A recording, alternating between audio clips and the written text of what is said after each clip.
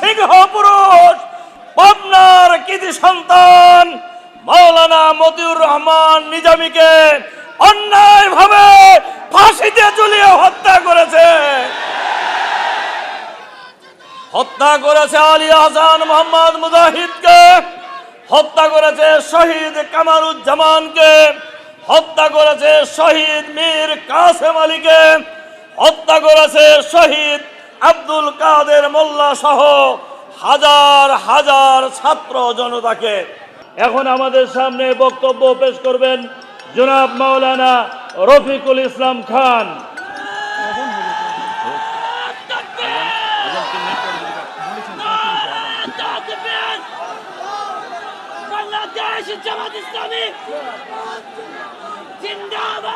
আলহামদুলিল্লাহ রাব্বিল আলামিন, আসসালাতু ওয়াসসালামু আলা রাসূলিহিল কারীম ওয়া আলা আলিহি ওয়া সাহবিহি আজমাইন। আজকের এই বিশাল সুধী সমাবেশের সংগ্রামী সভাপতি, বাংলাদেশ জামাত ইসলামীর কেন্দ্রীয় মজলিসে শুরার অন্যতম সদস্য, পাবনা জেলা জামাতের সংগ্রামী আমির, সংগ্রামী জননেতা জনাব অধ্যাপক আবু তালেব মণ্ডল, আজকের এই বিশাল সুধী সমাবেশে প্রধান অতিথি হিসেবে বক্তব্য রাখবেন বিশ্ব ইসলামী আন্দোলনের অন্যতম প্রধান, বাংলাদেশের 18 কোটি মানুষের আশা ভরসার প্রতীক, বাংলাদেশ জামাত ইসলামীর সংগ্রামী আমির, সংগ্রামী জননেতা জনাব ডক্টর শফিকুর রহমান, কেন্দ্রীয় ও জেলার নেতৃবৃন্দ, সম্মানিত সাংবাদিক বন্ধুগণ, সুধী মণ্ডলী, সংগ্রামী পাবনাবাসী ভাই ও বোনেরা, আসসালামু আলাইকুম রহমতুল্লাহি ওয়া বারাকাতুহু। আল্লাহ তাআলা শুকরিয়া, যিনি মেহরবানি করে সরকারি এডওয়ার্ড কলেজ মাঠে আজকের এই বিশাল সমাবেশে আমাদেরকে উপস্থিত হওয়ার সুযোগ করে দিয়েছেন। গত 15.5 বছর পাবনাবাসী এইভাবে কোনো মিটিং করার সুযোগ পায় নাই। বাংলাদেশের মানুষ কোনো মিটিং করার সুযোগ পায় নাই।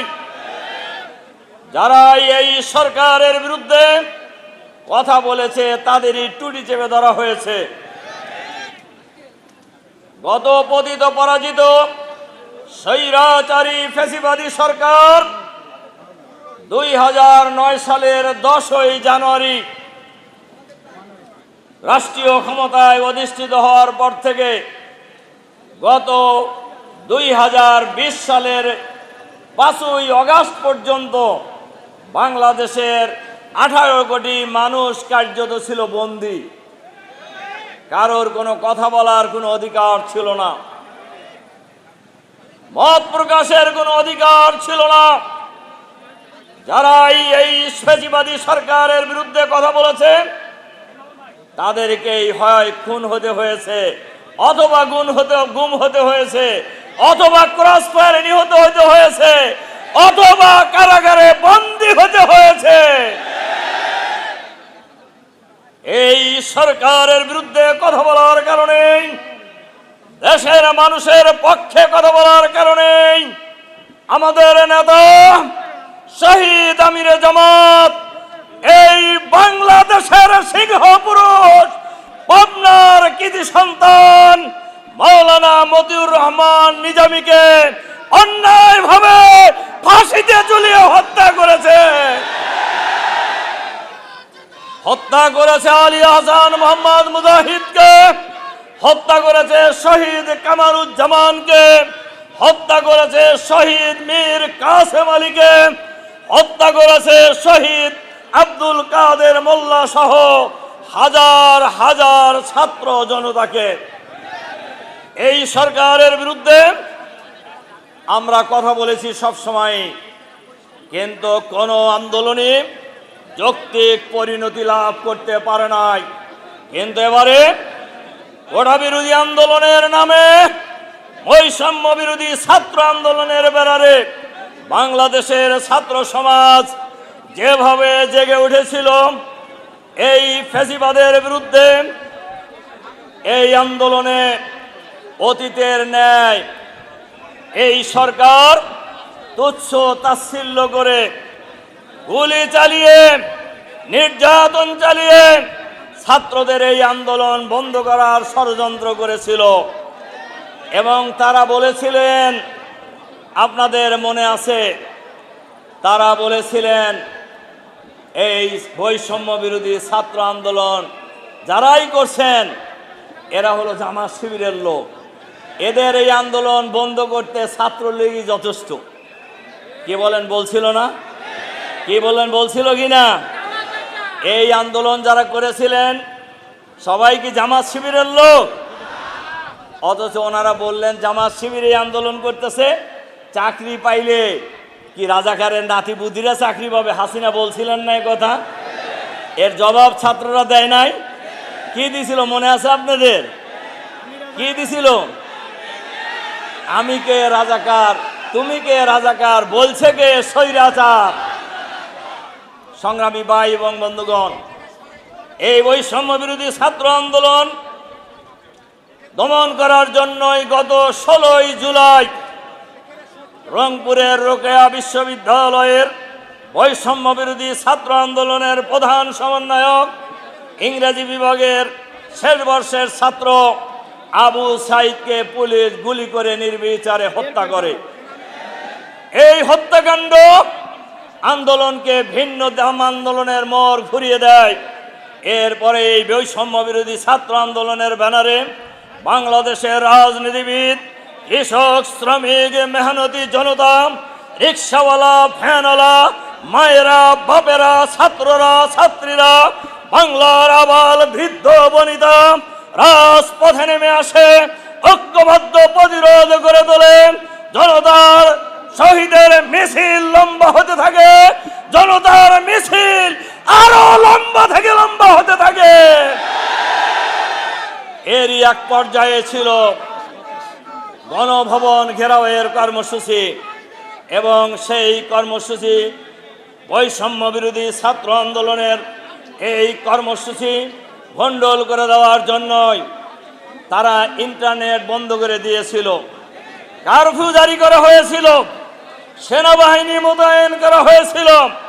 গত 5ই আগস্ট বাংলাদেশের সকল শ্রেণী পেশার মানুষ, আপনারা যারা ঢাকায় ছিলেন তারা দেখেছেন, সকল শ্রেণীর পেশার মানুষ ঐক্যবদ্ধভাবে কারফিউ ভেঙে, আর্মির ব্যারিকেড ভেঙে গণভবনের দিকে যখন রওনা হয়েছে, তখনই এই স্বৈরাচারিণী ফ্যাসিবাদী ঘসিটি বেগম, ভারতের সেবাদাস, পুতুল সরকারের দামি প্রধানমন্ত্রী শেখ হাসিনা পালিয়ে যেতে বাধ্য হয়েছেন। উনি কয়েকদিন আগে বলছিলেন না হাসিনা পালায় না? কি বলছিলেন না? ব্যাংক সাহেব বলছেন পালাইছে কি খালি একানা গোষ্ঠী শুদ্ধ? গোষ্ঠী শুদ্ধ পালাইছে। জনগণের আন্দোলনের মুখে আবার প্রমাণিত হয়েছে কোন ফেসিবাদের জায়গা বাংলাদেশে হবে না। অহংকার আল্লাহ তাআলা পছন্দ করেন না, দাম্ভিকতাকে আল্লাহ তাআলা পছন্দ করেন না। আপনি পালান না বলছিলেন, আপনি সব মেরে সাফ করতে চেয়েছিলেন, এখন আপনার খবর কোথায়? তারা জামাত শিবিরের আন্দোলন বলে আখ্যায়িত করে 1 আগস্ট বাংলাদেশে অন্যায়ভাবে নির্বাহী আদেশে জামাত শিবিরের রাজনীতি তারা নিষিদ্ধ করেছিল। যারা নিষিদ্ধ করেছিলেন এখন কোথায় তারা? আর জামাত শিবির কোথায়? আলহামদুলিল্লাহ, এ ফয়সালা কে করেছেন? আরো জোরে বলেন, এ ফয়সালা কে করেছেন? আল্লাহ। কোন ফায়াগুনের মালিক হও সঙ্গে সঙ্গে হয়ে যায়, এমন শক্তি আমাদেরকে আজকে এডওয়ার্ড কলেজের এই বিশাল ময়দানে আজকের এই জনসমুদ্রে আসার কথা বলার সুযোগ করে দিয়েছেন। আল্লাহু আকবার। আল্লাহু আকবার।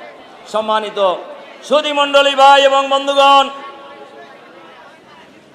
ফেসিবাদের পতন হয়েছে, কিন্তু আমাদের আন্দোলন এখনো শেষ হয় নাই। আমাদের আন্দোলন এখনো শেষ হয় নাই। এখনো ফেসিবাদের প্রেতাত্মারা সরকারের বিভিন্ন জায়গায় লুকিয়ে আছে।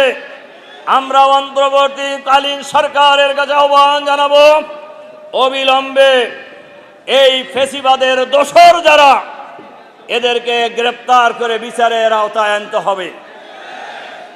আজকের এই সুধী সমাবেশে আমাদের প্রিয় ভাই মাহবুবুর রহমান নিলয়, জাহিদুল ইসলাম সহ যারা জীবন দিয়েছেন, যাদেরকে হত্যা করা হয়েছে, এই সকল খুনিদেরকে গ্রেপ্তার করে বিচারের আওতায় আনতে হবে। এবং আমরা আল্লাহর কাছে দোয়া করি, আল্লাহ তাআলা যেন তাদেরকে শহীদ হিসাবে কবুল করে নেন। যারা আহত হয়েছেন তাদেরকে আমরা স্যালুট করি এবং তাদের জন্য দোয়া করি, আল্লাহ তাআলা যেন তাদেরকে অতি দ্রুত সুস্থতা দান করেন। এর সাথে সাথে আমরা আপনাদের কাছে আহ্বান জানাতে চাই, বাংলাদেশ জামাত ইসলামী আমাদের প্রিয় জন্মভূমি 56,000 বর্গ মাইলের এই বাংলাদেশে আগামী দিনে একটি সুখী সমৃদ্ধশালী সন্ত্রাস মুক্ত, চাঁদাবাজ মুক্ত, দখলদার মুক্ত আধুনিক ইসলামী কল্যাণ রাষ্ট্র গড়ে তোলার জন্য, ইসলামের বাংলাদেশ গড়ে তোলার জন্য যে লড়াই সংগ্রাম চালিয়ে যাচ্ছে, সেই সংগ্রামে আমরা পাবনাবাসী ঐক্যবদ্ধভাবে এগিয়ে যাব ইনশাআল্লাহ। সন্ত্রাস মুক্ত হোক আপনারা চান না? চাঁদাবাজ মুক্ত পাবনা চান না? দখলদারিত্ব মুক্ত পাবনা চান না? এটা চাইতে হলে সন্ত্রাস মুক্ত নেতা দরকার, চাঁদাবাজ মুক্ত নেতা দরকার, দখলদার মুক্ত নেতা দরকার। বাংলাদেশ জামাত ইসলামী এই ধরনের এক দল নেতৃত্ব তৈরি করেছে, যারা বাংলাদেশকে আগামী দিনে একটি সুন্দর আধুনিক ইসলামের বাংলাদেশ গড়ে তোলার জন্য লড়াই সংগ্রাম অব্যাহত রেখেছে।